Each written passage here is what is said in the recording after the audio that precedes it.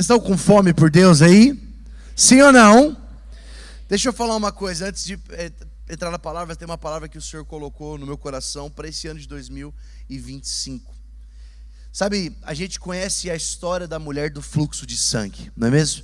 Esse ano, há poucos meses atrás, eu tive a honra de poder ir para Israel e estar em Cafarnaum, onde essa história acontece. E é muito doido porque... alguém aqui já foi para Israel? Levanta a mão, ninguém foi? As pessoas para Israel, é muito legal lá, gente. Uma coisa que você vê quando você vai para Israel é que as coisas são mais próximas do que parece. E aí, então a gente foi lá em Cafarnaum e a gente viu exatamente ali a beira do lago, do Mar da Galileia, onde provavelmente Jesus ele desembarca. E assim, numa distância como se daqui até aquele LED ali, a entrada ali no fundo, mais ou menos um pouco disso ou um pouco mais disso, já era a distância da beira até o templo ali onde Jairo era o sumo sacerdote, ele é o sacerdote, né? Só que a palavra diz que Jesus chega ali e já tem uma multidão esperando ele.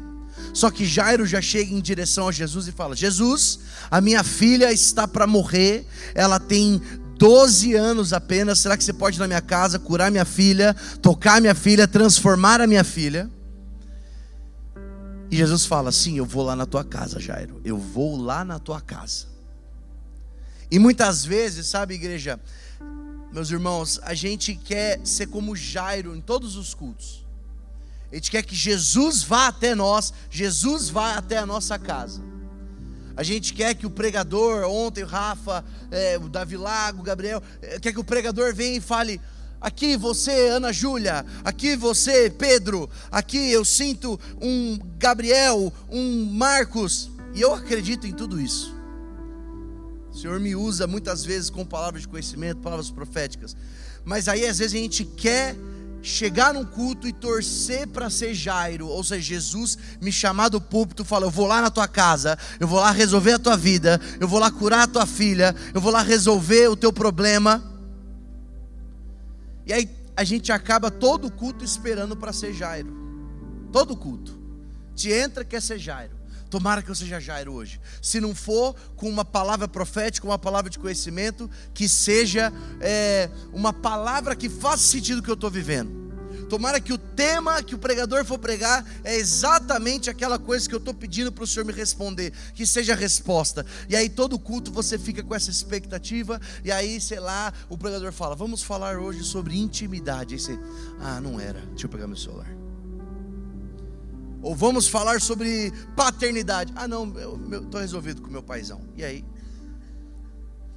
E aí às vezes a gente fica entrando em cultos e esperando ser Jairo para que Jesus vá na nossa casa. Mas eu quero te convidar essa noite para você ser como a mulher do fluxo de sangue, que há 12 anos tinha uma doença, tinha esse problema onde o seu fluxo de sangue não parava de jorrar. E há 12 anos essa mulher com certeza tinha outros problemas provenientes dessa doença. Ela provavelmente era anêmica, algumas infecções.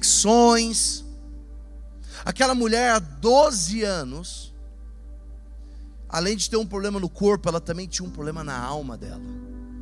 Porque você sabe, na cultura judaica, quando a mulher ela estava naqueles dias, ela se tornava impura, então ela não podia nem dormir na mesma cama, muitas vezes nem estar na mesma sala, muitas vezes nem estar na mesma sinagoga. No momento ela tinha que ficar reclusa. E essa mulher há 12 anos era rejeitada, evitada.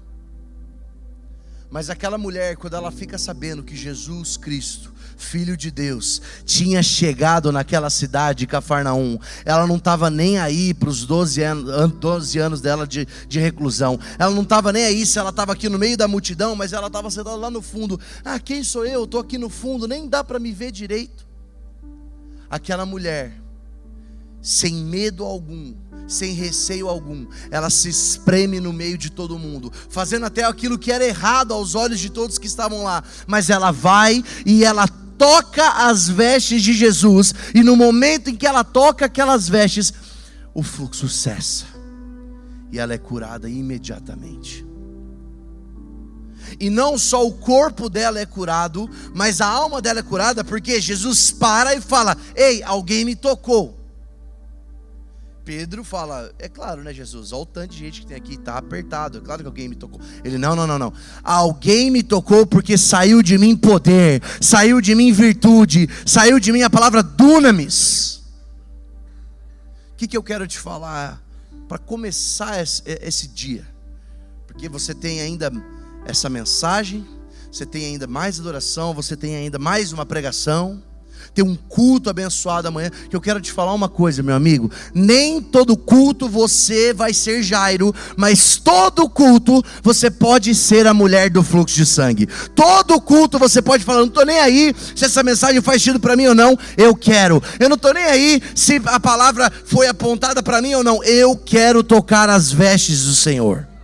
Ah, mas eu não sei a letra dessa música. Não interessa, se ajoelha e fala: Senhor, eis-me aqui, eu quero tocar as tuas vestes. Ah, mas acabou a luz aqui, não estou nem aí, eu quero adorar Ele, porque a adoração não é para mim, é para Ele. Essa resposta, essa intencionalidade muda tudo. Muitas vezes a gente chega para Jesus com coisas difíceis, e Jesus, Ele ignora as coisas difíceis, porque Ele é especialista, na verdade, em coisas impossíveis. E para aquela mulher, não é que era difícil ter uma vida há 12 anos com fluxo de sangue, era impossível. E porque era impossível, ela foi até o Senhor, tocou as vestes dele, sem saber se ele queria e se ele curaria ela ou não. Mas o corpo dela é salvo, a alma dela é salva, e o espírito dela é salvo quando o Senhor fala: a tua fé te salvou. Então, meus irmãos, para a gente poder experimentar o que Deus tem para nós, deixa eu te falar uma coisa: a tua fome muda a agenda do céu. Porque assim, não me parece que estava na agenda de Jesus encontrar aquela mulher.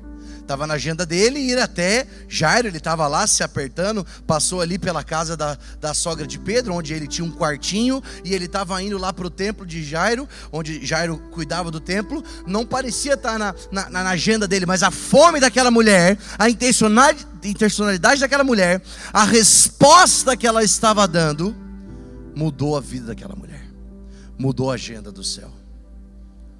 Eu não sei o que você veio esperando aqui.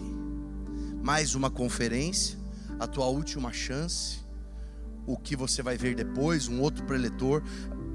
Bem, você pode ter um monte de coisa, mas hoje eu quero te falar: volte os olhos para aquele que está caminhando entre nós. E se você apenas tocar as vestes dele, você pode ser transformado. Amém? Hoje eu quero pregar sobre essa resposta. O tema da minha mensagem é: qual é a sua resposta? Porque se tem uma coisa que eu fui aprendendo com os meus anos de conversão, é que a velocidade em como nós conseguimos expandir o reino de Deus, crescer na nossa fé, é a velocidade das nossas respostas ao chamado de Jesus. Talvez, eu não quero ter certeza, mas bem provavelmente tem pessoas aqui essa noite que você só deu uma resposta para Jesus. Olha, é uma das mais importantes, mas só foi uma, que foi: eu aceito como meu Senhor e Salvador. Isso é ótimo, maravilha, você agora entrou no reino dos céus, mas existe todo um processo. A velocidade do avanço daquilo que Deus quer fazer na tua vida é diretamente proporcional à tua resposta às perguntas que Jesus vai fazendo nas nossas vidas. Vem e me segue, eu posso te chamar, todos os chamados que Deus tem para nós. Quando Jesus encontra os discípulos em Cesareia de Filipe e pergunta, lá em Mateus 16, ele pergunta assim: quem vocês dizem que eu sou? Parece ter uma pergunta meio besta, né? Eles já estavam caminhando com Jesus há algum tempo. Ele tinha perguntado antes: o que o povo aí está falando que eu sou? O pessoal acha que você é um profeta, talvez Elias, talvez João Batista, talvez Jeremias. Mas e vocês? Quem vocês acham que eu sou? Quem vocês dizem que eu sou? E Pedro, diferente daqueles outros, responde dizendo: tu és o Cristo, o Filho do Deus vivo. E essa resposta não foi só uma resposta de nota 10 na prova. Foi uma resposta que destravou o prenúncio da igreja de Jesus. Foi uma resposta que não apenas foi revelada com sangue ou carne, mas foi o Pai que revelou, e por isso ele diz: pois tu és Pedro, e sobre essa pedra eu edificarei a minha igreja. Eu não sei o que vocês fazem, alguns trabalham, outros estudam, outros fazem os dois, eu não sei, mas a verdade é que o mundo está nos perguntando o tempo todo: quem vocês dizem que Jesus é? E essa resposta é importante, porque essa resposta muda como nós nos portamos e o que nós conseguimos acessar dele. O mundo quer que você responda, sabe o quê? Ah, Jesus é um cara, é um cara interessante, ele é um sábio, né? Ele é muito gente boa, ele foi o maior dos iluminados, ele é muito sabedoria. A verdade é que só existe uma resposta: ou ele é filho de Deus, ou Jesus é um completo lunático. Não cai nessa secularidade que querem tratar Jesus, o Jesus histórico, de apenas um homem sábio que viveu na sua época. Não. O islamismo quer fazer você entender isso. O próprio judaísmo quer fazer você entender isso. Não, respeitamos ele. Não dá para respeitar alguém que fala que é filho de Deus. Ou ele é um maluco, prendam ele com uma roupa de doido. Estão entendendo o que eu estou falando, gente? A resposta mostra aquilo que Deus pode fazer por nós. Muitas vezes a gente usa o fato de que a gente sabe que Deus é onisciente. Então, se Ele é onisciente, eu não preciso responder nada para Ele, porque Ele sabe que eu preciso, então acabou. Mas a verdade é que Jesus hoje, esta noite, aqui, Ele está fazendo algumas perguntas para cada um de vocês. E como vocês respondam essas perguntas é que muda tudo. Amém? Posso pregar? Vocês estão comigo? Como você responde uma mensagem, como você responde uma pregação, como você responde a adoração, isso diz muito sobre aquilo que Deus pode fazer por você. Abre comigo a sua palavra.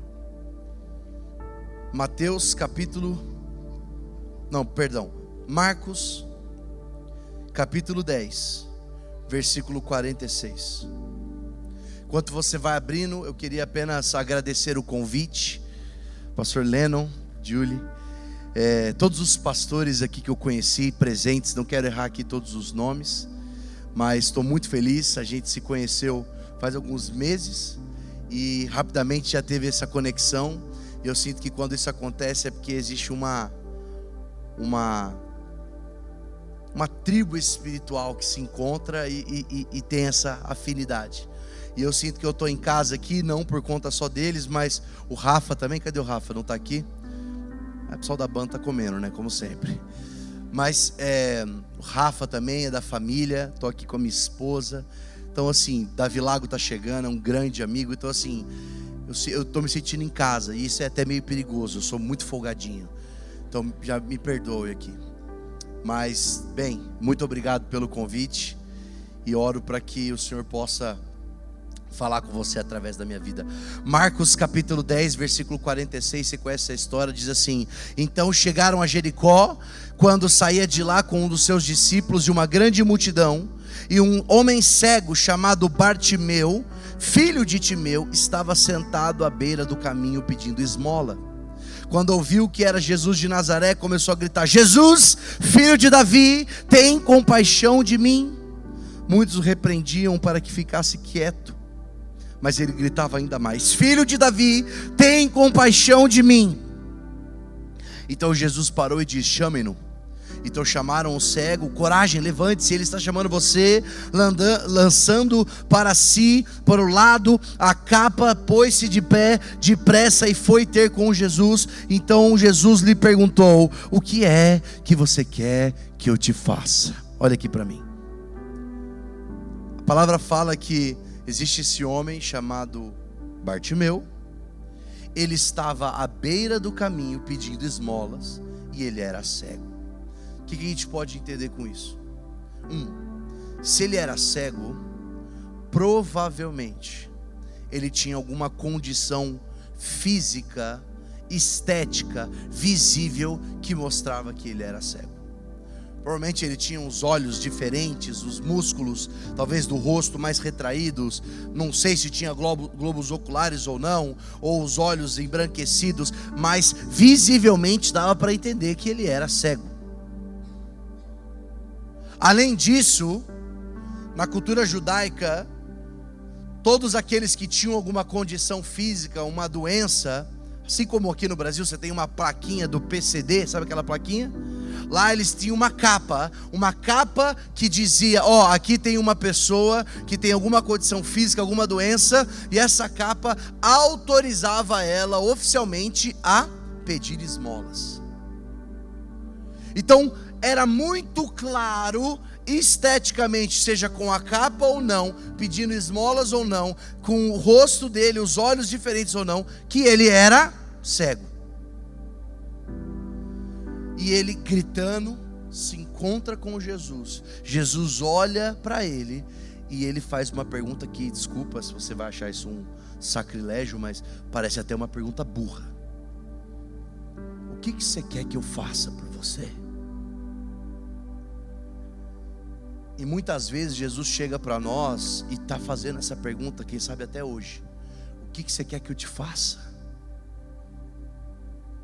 E você não pode tratar essa pergunta como aquilo que eu falei, da onisciência de Deus, Ele sabe, Deus sabe.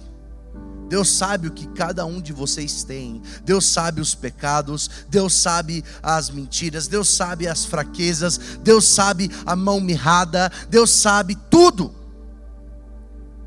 Mas mesmo assim Ele faz essa pergunta: o que é que você quer que eu te faça?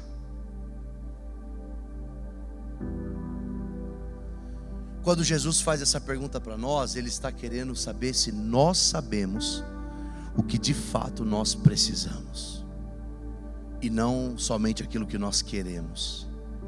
A verdade é que a gente gasta muito tempo pedindo o que a gente quer.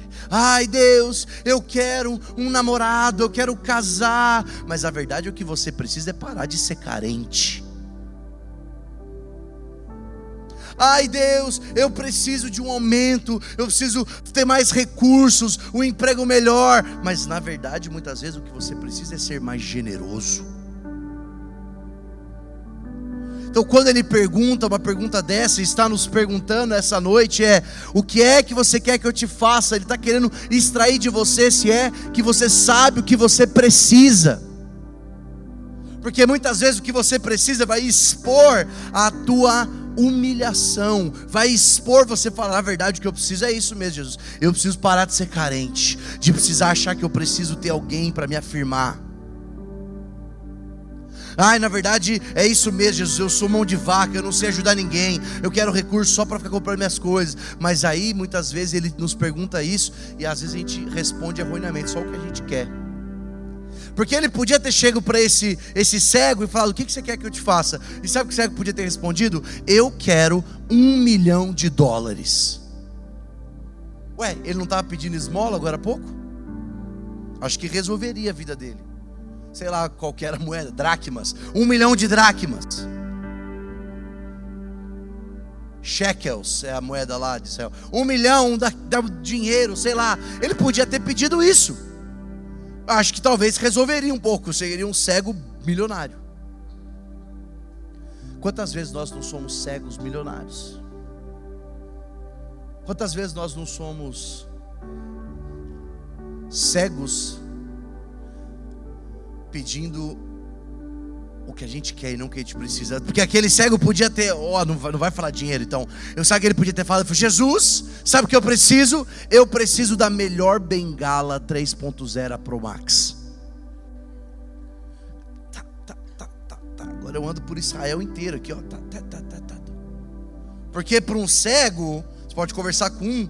As bengalas, elas servem como os olhos. Eles conseguem se locomover, saber onde estão as coisas, qual é o tipo de terreno. Ajuda muito eles. Quantas vezes nós não somos cegos pedindo por bengalas? Um cachorro guia, sei lá, posso dar 1 milhão de exemplos para você. Mas quantas vezes estamos pedindo coisas que nós queremos, negando o fato, de fato, daquilo que nós precisamos. E o Senhor essa noite quer ouvir da tua boca você falar de fato que você precisa. Mesmo que machuque, mesmo que seja humilhante, mas isso vai tirar de você. E é com isso que Ele pode usar. Essa é a matéria-prima que Ele pode usar, não só para curar a tua cegueira, mas a tua visão espiritual. Deus está falando com alguém aqui? Posso continuar pregando? Então, além de uma pergunta do o que é que você quer que eu te faça, abre comigo o texto agora em João, capítulo 5, versículo 1.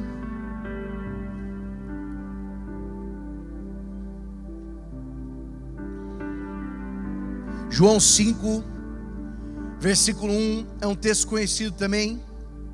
O texto diz assim: depois disso havia uma festa entre os judeus subiam para Jerusalém.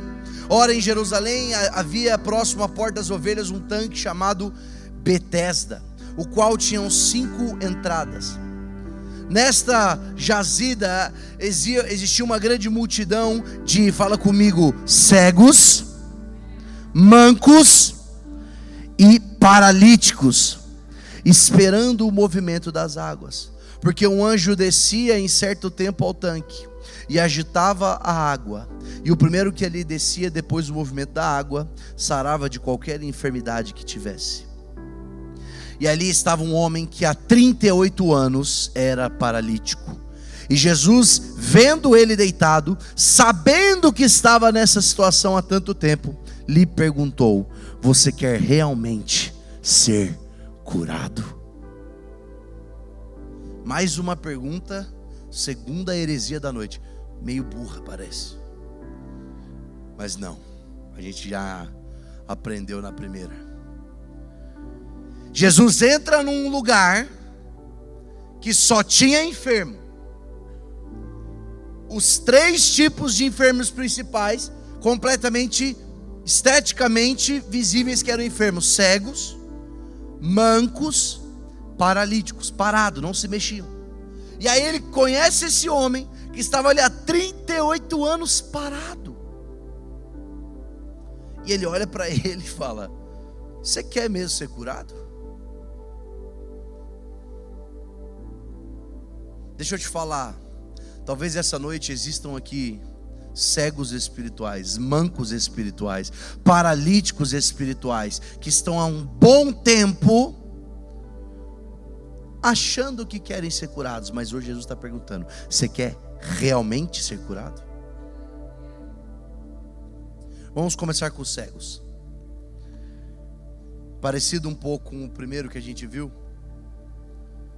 Talvez você fala: Jesus, eu estou pedindo há tanto tempo, abre os meus olhos. Toda hora eu entro em relacionamento com o dedo podre, toda hora cara errado. Jesus, abre os meus olhos, eu estou fechando negócios só com gente errada. Jesus, abre os meus olhos, eu estou perdido, estou pulando de igreja em igreja, porque toda igreja que eu vou tem um escândalo, tem um problema. Eu não gosto de fulano. Jesus, abre os meus olhos, eu estou perdido. Jesus talvez essa noite está falando: você quer mesmo ser curado? Porque se você quiser, eu vou abrir os seus olhos. E muitas vezes aquilo que você vai ver não era o que você estava esperando.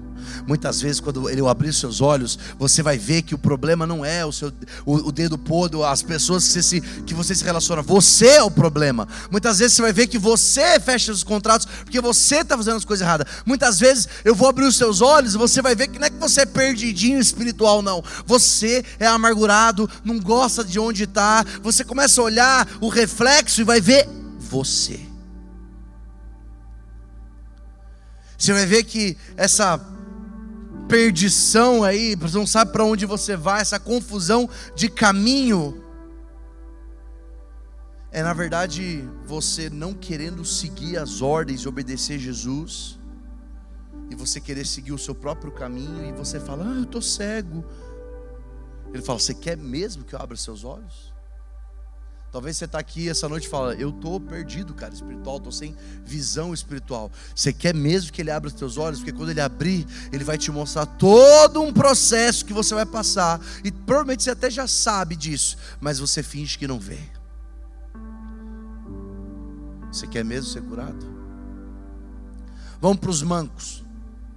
Os mancos, imagina ali, eles são mancos, eles têm a dificuldade de locomoção. Sabe quem são os mancos espirituais? Vou te dar fala assim, os mancos são as faltas ou os traumas. Vou te dar um exemplo de um manco.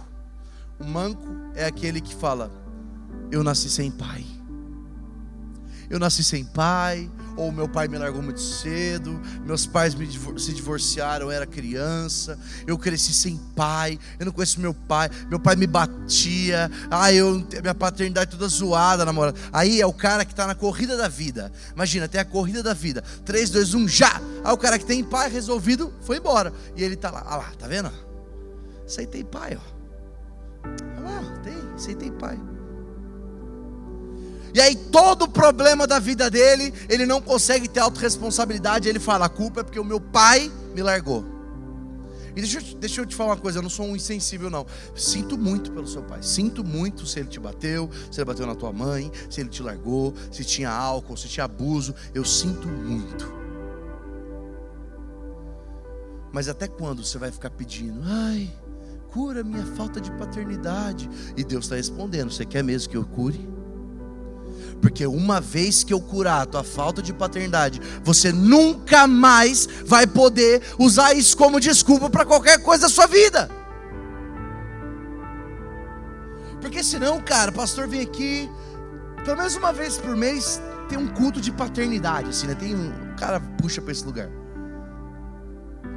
Aí o cara vem aqui, ajoelha, em teus braços é o meu descanso. Aí você vai, aí parece o quê? Não, resolveu, né? Não, aí o próximo culto de paternidade, vem chorar de novo. Aí vem chorar de novo. Não tem problema, obviamente, se entregar nos braços do pai, mas resolva isso.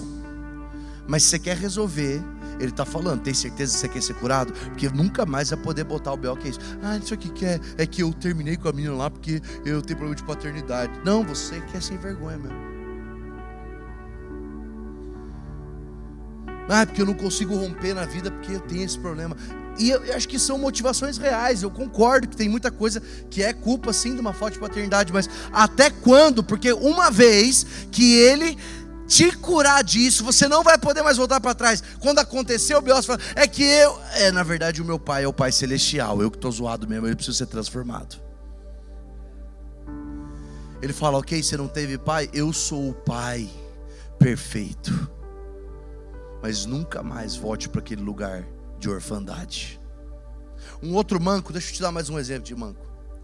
É o que a corrida da vida começa, e ele está lá. Eu nasci pobre.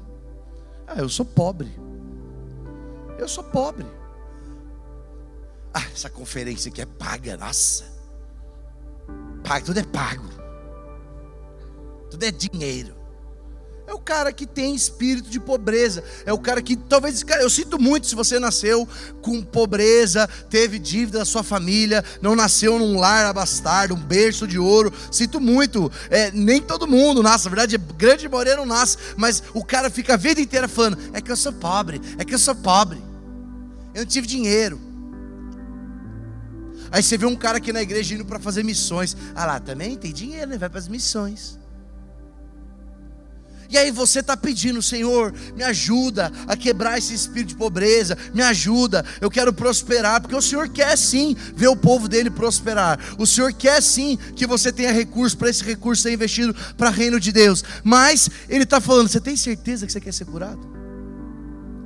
Porque uma vez que eu resolver essa questão financeira na sua vida, você nunca mais vai poder usar e botar de culpa no dinheiro, ou ser escravo desse dinheiro. Você nunca mais vai poder falar: ai, nossa, conferência cara. Pelo contrário, você vai falar assim: ó, pastor, eu mesmo vou comprar uns 5 aqui para poder dar de oferta. São os mancos espirituais. Então, ou você nasceu com uma falta, ai, nasci sem dinheiro, ou um trauma, meu pai me largou. Sei lá, posso ficar dando um monte de exemplo aqui, mas Deus está realmente perguntando: você quer realmente ser curado? Porque uma vez que isso acontecer, vamos para os paralíticos.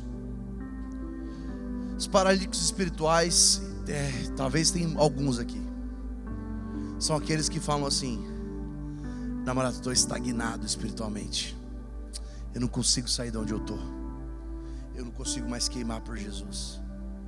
Cara, namorado, eu não consigo sair daqui, eu já tentei de tudo, mas parece que eu não saio daqui, eu estou parado, eu não avanço. Quando eu leio a palavra não sai nada, quando eu oro não sai nada, eu estou parado espiritualmente, eu sou um paralítico espiritual. E Jesus está perguntando, assim como ele perguntou para esse homem: você quer mesmo ser curado? E olha a resposta do homem: Senhor,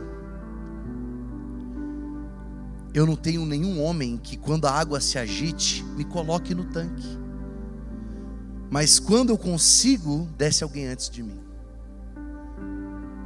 O Senhor está perguntando essa noite: você quer mesmo ser curado? E muitas vezes a sua resposta é que não tem ninguém para me ajudar. Sabe por que não tem ninguém para te ajudar? Porque paralíticos andam, sabe com quem? Com outros paralíticos. Aquele paralítico estava há 38 anos num tanque que só tinha quem? Um monte de paralítico. E um paralítico não consegue ajudar o outro. Então hoje o Senhor está falando: você quer mesmo ser curado? Só que para você ser curado, sabe o que vai acontecer? Você vai ter que abrir mão desses teus amigos, desse teu clubinho evangélico que você tem, o clubinho dos murmuradores, o clubinho dos sommelier de pregação. Vamos ver esse gordinho aí falando aí.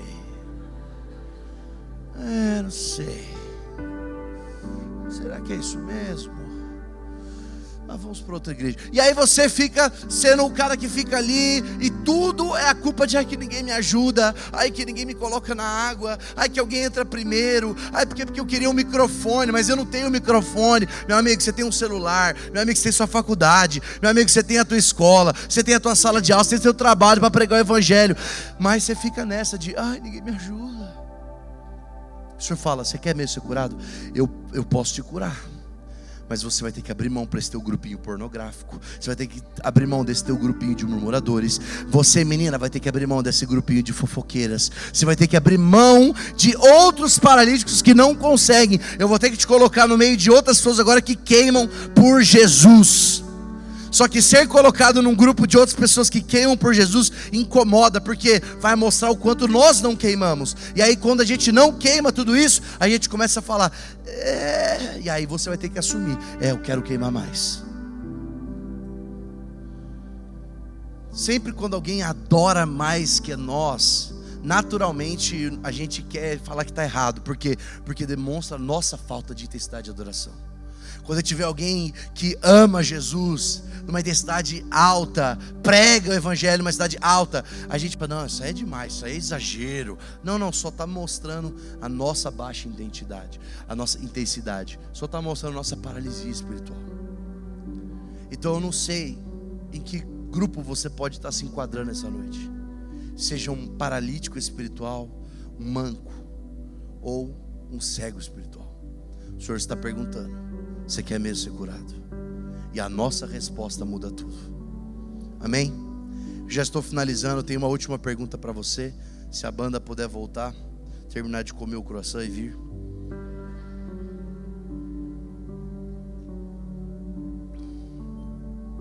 Tem uma terceira pergunta, tão poderosa.